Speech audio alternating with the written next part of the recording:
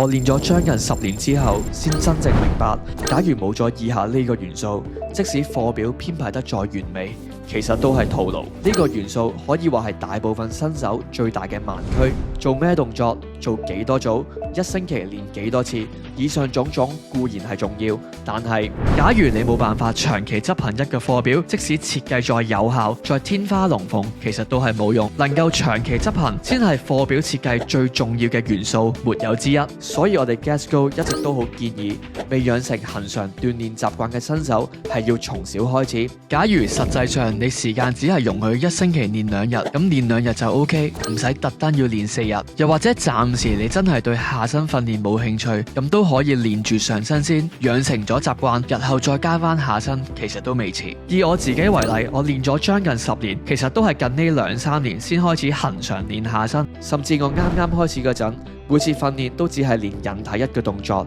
後來先再慢慢加上去。簡單總結，設計課表嗰陣，能夠執行係比完美更加重要，慢慢嚟比較快。